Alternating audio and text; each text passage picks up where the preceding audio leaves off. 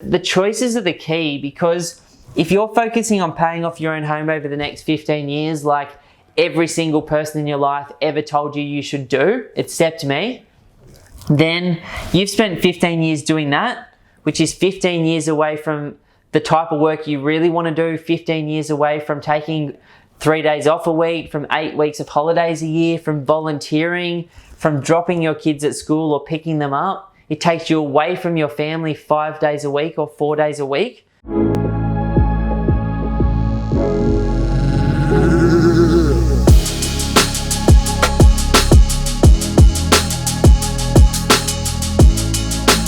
As an investor, I am constantly thinking about my long-term position, whether I should pay off my own home faster or whether I should invest in another property. Now, this is something that I've struggled with personally for the last 10 years, and after speaking with over 3,000 investors, I know so many of you guys are struggling with the same thing. Now, in today's video, I'm going to give you a really interesting real-world example of where you could be if you bought and paid off your own home first versus investing in a number of properties. And then towards the end of the video, I'm also going to talk about all of the positives and negatives associated with paying off that home versus buying an investment property. Now, as you guys know, I love the numbers, so this is going to be a great one. Feel free to pause the video wherever you need to take some notes or take a screenshot on your phone. Now, everybody has an opinion when it comes to paying off their home versus buying the investment. Take mine with a grain of salt. I just think about my long-term position and what I truly want in my future. Now, I will say that I'm not an accountant, I'm not a financial advisor, I'm not a broker, I'm not your bank manager. Go and talk to those guys about specific advice for your position. But what I can say is I am a dad, I am a business person, and I want to create financial freedom and choices in my life sooner rather than later. Like, the thought of working for the next 30 years without having a choice just crushes me. Where, you know, this is an example of two different ways of doing the same thing and therefore creating choices in your life hopefully sooner. I'm gonna assume that you guys watching this today are not your average investor. You know, you're gonna pay off your own home or you're gonna pay off an investment property in 15 years instead of the traditional 30-year strategy. Now, if you look at the home first, I wanna talk about two separate things. Firstly, I wanna talk about the position today, which is important because this is the reason for watching the video. And then I also want to talk about the position in 15 years from today, because both of these are equally important. Now, most of us are very, very, very good at identifying where we are right now. Not many of us are great at creating an actual plan to get to exactly where we want to be 15 years from today. Now, let's say that we went out there and we buy our first home. Sorry, my drawing, as always, is still no better. And let's say that we spend $550,000 buying the property. Now, because it's our own home and we're not getting any rental income, the rent return on this property will be nothing. Now, if we fast forward down the line 15 years from now, and all we do is we focus on paying off our own home over that 15-year period of time. And that property is in Sydney, Melbourne, Brisbane, Gold Coast, Sunshine Coast, Perth, one of the great markets in Australia. And so over the next 15 years, we expect that property to double in value, which might sound crazy, but all the property has to do over the next 15 years to double is grow by 4.8% per annum. So say that you take the strategy of focusing on paying off your own home. In 15 years from now, your home is worth $1.1 million. You're still getting zero rent from it, and you own it completely outright. It is debt-free, happy days. Now, the cool thing about this is you're worth $1.1 million. The bad thing about this is you've got no income, and you still have to go on and invest your money for the next 15 years after that to create financial freedom. So the problem with going for this route, which 99% of Australians do, is it takes you 15 years to pay off your own home, maybe 10 years if you're earning great money, and then a further 15 years after that to set yourself up. This really becomes a 25 to 30 year strategy if you're super crafty and very smart, which for me is just a flat out not the sort of time frame that I'm working on. I want choices in my life to do meaningful work, to spend time with my family and my friends much sooner. Now, let's say for a minute, like I did, like my brother's done, like my sister's done, like so many of our clients have done, you slightly delay your gratification on buying that home in the short term, just while you're setting up your investments. And instead, you come over here and you buy one investment and you build one secondary dwelling on it. Now, I haven't really given myself much room. Sorry about that, guys. But let's say in this example, same thing. You pay $550K for the home and the investment. But in this example, you're getting $700 a week in rent times 50 weeks a year is $35,000 a year of extra income on top of your job from this investment property. Now, if we were to come down here in 15 years, just from making this one decision, this one home and this one granny flat, your property, same as the other side, has doubled in value over the last 15 years. So now it's worth $1.1 million, which is beautiful. You're a millionaire no matter which way you go, based on this example today. But the property's rent has also increased in value over time, and you've also paid the property completely off. So now you've got a property that's worth 1.1 mil, you've got $0 of debt, and you're getting $50,000 a year in income from that property, obviously minus taxes, inflation, and costs. But you know, in this example, you've created choices in your life, you've created a passive income stream, and you're well on your way to where you want to be. Now, what if you, instead of just buying one investment, were to go and buy two investments and put two granny flats on them?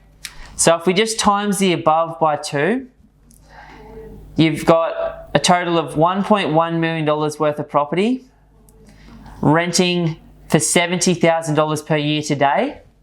And down here in the future, if we times this by 2 and we add a second home and a second granny flat. Sorry, I'm running out of board down the bottom here. That's why it's getting smaller. It looks like we're walking through the little Willy Wonka room. You've now got $2.2 million worth of property owned completely outright, giving you $100,000 per annum of total income, minus taxes, minus expenses, before inflation. Now, we all get the same opportunity to make choices in our life.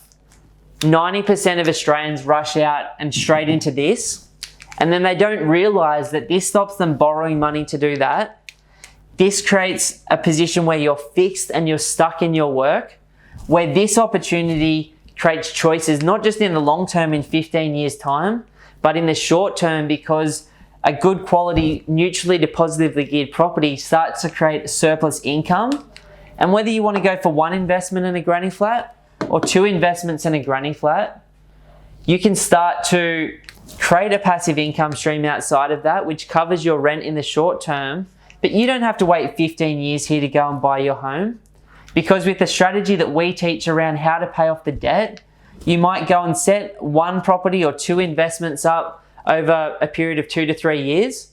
And then after that, and once you're getting that nice, solid, secure income stream in, then you might come back over here and buy that home that you want to live in with your family. Now, my intention with this, and I'm going to talk about the pros and cons of each strategy in a moment, is just to educate you that there are different ways of doing things. But what I love about this is you get financially free if you're smart and diligent with your debt reduction and you buy the properties at the start of your journey.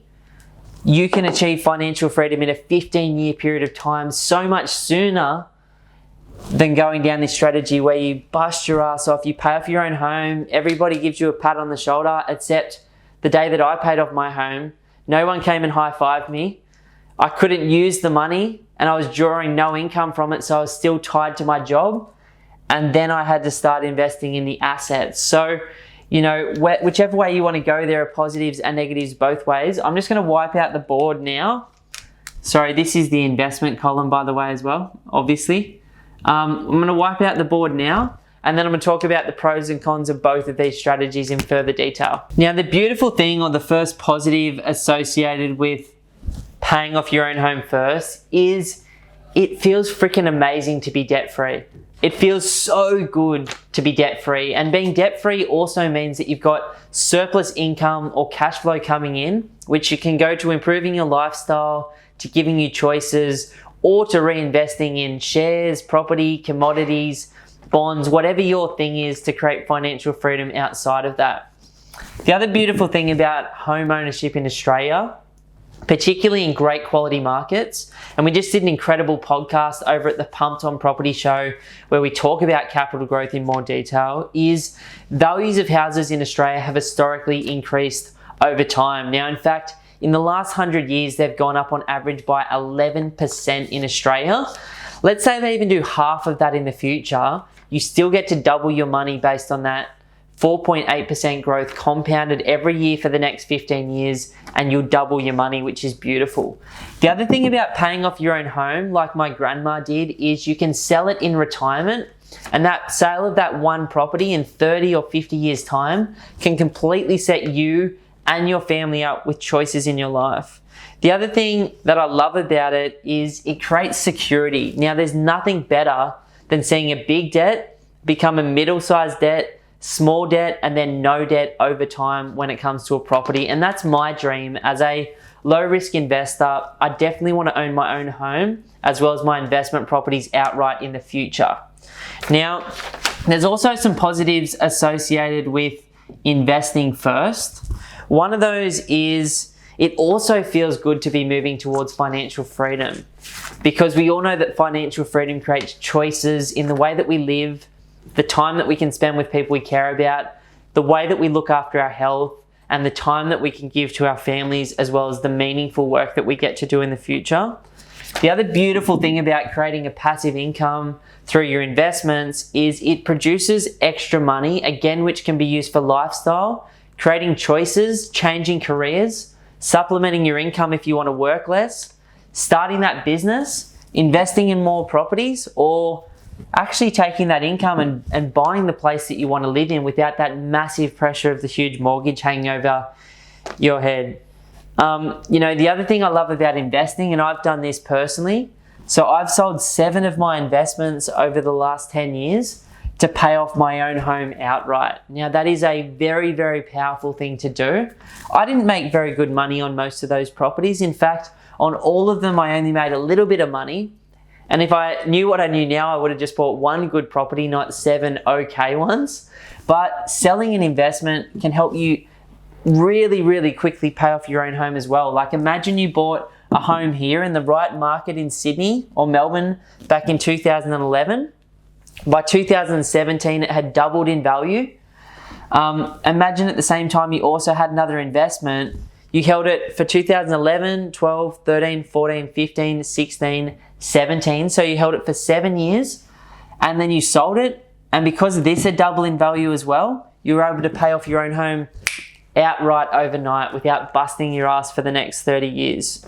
I think investing creates choices much, much sooner, like I described before, which I love. And I think the fact that you can reach, touch, and feel financial freedom and achieve it much sooner is such a powerful thing for investing first. Now, if I could sit down with my 24-year-old self and educate them on what I know now, I would have bought 2 houses and 2 granny flats in the right market at the right time. And then I would have thought about my own home after that as property 3 or property 4. Now, that's just me. I'm an investor first, but I also absolutely, with my 3 kids and wife, love the home that I live in, and I'm so grateful for it.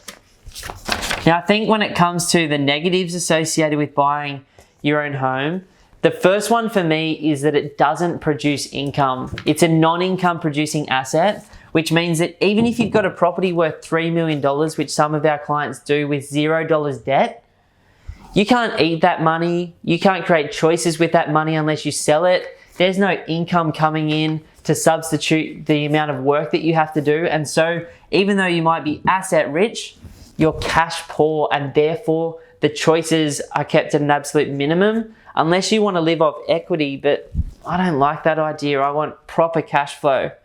It also ties up a huge amount of capital. So let's say that you've got a home that you bought for $550,000 and you decide to go and pay off your own home first. You've tied up $550,000 here in a non-income producing asset when you could have used some of that money to go and buy investments which do produce income, which improve your position and improve the choices in your life. The thing that is really, for me, the reason why I didn't pay off my own home first and I invested first is this becomes a 30-year strategy where if I invest first and pay them off outright using the 7 things that we teach our clients, I could be financially free so much sooner. It keeps you in your job longer. Now, I've got nothing against work. In fact, I absolutely love work and it's one of my passions. I wake up every single day, Monday to Thursday, so excited to come in. Obviously, sometimes you get nervous, you get anxiety. Some days are tough, some clients are tough, but in general, I'm so grateful to get what I want to do. And, it was only through investing in properties and creating a small amount of financial freedom that I was able to jump across into my own home and my own business confidently and continue to move forward in my life. It also massively, if you focus on paying off your own home, limits your time and choices. And the choices are the key, because if you're focusing on paying off your own home over the next 15 years, like every single person in your life ever told you should do, except me, then you've spent 15 years doing that, which is 15 years away from the type of work you really want to do, 15 years away from taking 3 days off a week, from 8 weeks of holidays a year, from volunteering, from dropping your kids at school or picking them up. It takes you away from your family 5 days a week or 4 days a week. And then when you get to the end of that 15 years and there's no one waiting for you that day that you've paid off your own home, high-fiving you saying, awesome mate, well done. Hopefully it doesn't take you 30 years like the average person. Then you've still got another 15 years to create financial freedom after that, which means you've traded 30 years of your life without the choices that you truly deserve, and that is so important to me. There's also negatives associated with investing, and the first one is nobody goes down this path, so you're kind of out there on your own. Your mum, your dad, your grandma, your grandpa, your mates aren't going to understand it. The other shit thing is, not everyone can afford to invest in property and buy their own home, or buy their own home and invest in property. And so you've sort of, for some people, got to make a call, which is why this idea of rent vesting has come up. But I'm not a really big fan of rent vesting forever. I think my dream is still to have my own home owned completely outright with my family. And so you've got to know that if you go down this route, it's going to take time to get back into that one for some people. Others, you'll be able to do it straight away because your position is extremely strong. But for some people that go down the investment route, it might take you 3 or 4 years after that to then be able to jump into your own home. But I promise you that you can have both. It's just about planning for it and investing in the right way to create surplus funds to slide back into it. The hardest thing about investing first and waiting 15 years for financial freedom is you've got to delay your gratification. And in a generation and a time in human history where everyone is used to getting what they want like that, it is very, very, very difficult to do. The third thing that I wrote there is when we go down the investment route first, most people won't understand what the F you're trying to do. In fact, almost nobody got what I was trying to do. I remember everyone was super excited when I bought my first property, as was I. People were interested when I bought my second. By the time I bought my third property at like 26 years of age, no one wanted to talk to me about it anymore because I was like getting ahead faster, and that was unusual. And therefore it became like awkward, or it's like Ben's lucky, or Ben's just a hard worker, or Ben's really good at saving, versus I just had a goal and a plan and I wanted to achieve something different. Now, most people are going to tell you you're crazy investing first because, most people that have owned property in Sydney or Melbourne for the last 30 years in particular have literally tripled their money. and they feel wealthy because their property is worth something, and they are wealthy on paper, like asset rich. But I just don't believe that like just buying your own home is going to be enough for the future. Like, I don't think the gains that we've seen in the past are going to continue to unfold in the future the way that they have, which is why I'm such a capital growth and cash flow orientated investor now. The other thing about this is it's painfully slow. The first part's super fun, like getting educated on videos like this, getting a plan in place, getting educated about the market, slowly, moving into the market, buying your first home, buying your second home, building the granny flats. That's all so fun. But for most of our clients, that process of buying a home or a couple of investments and some granny flats really only takes a couple of years. And then it's kind of like, shit, I'm 2 years into this. I did what I said I was going to do. And now I've sort of got 13 years where I've just got to pay these off. You know what I mean? Like, it's boring.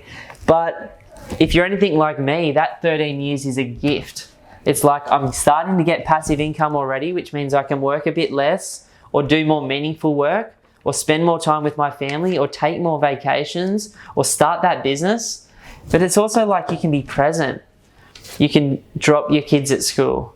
You can spend more time with your partner. You can train more. Like, you can do whatever is fulfilling for you. And the thing about me, right, is I bought all of these investments really quick. I was living in like a really, really anxious state. And the idea of slowing down and stopping was actually really confronting for me. And I talked to a client recently, and he said to me, when I go on holidays, this was him speaking, he doesn't like to switch all the way off because he either gets sick or it takes him too long to switch back on. And I was like, man, you sound like I did a few years back, where you're constantly living on adrenaline and fatigue and the hustle and the chase of what you're trying to achieve to figure all this out. But I promise you, once you've set it up, it's fucking amazing not having to work Fridays. It's amazing this year getting to take 6 weeks off. It's amazing to do meaningful work, to spend time with my kids and put them to bed every night instead of getting home super late and missing that and being like frazzled because I didn't sleep so well. It's amazing to learn to be present, to find things that I enjoyed doing 10 years ago before all of this craziness. You know what I mean? And I want that for you as well. So hope you've enjoyed this video. There's positives and negatives both ways. Hope you've enjoyed the way that I've sort of talked about it differently than most would. There's so many different ways to get to where you want to be. I've just decided to go the safer and quicker way for me personally. But for other people, there's lots of different options. So I wish you all the best. If you haven't already done so, give this video a thumbs up. Subscribe to our YouTube channel. I'd love to continue to educate you in the future and really appreciate you allowing me to help you get one step closer to financial freedom.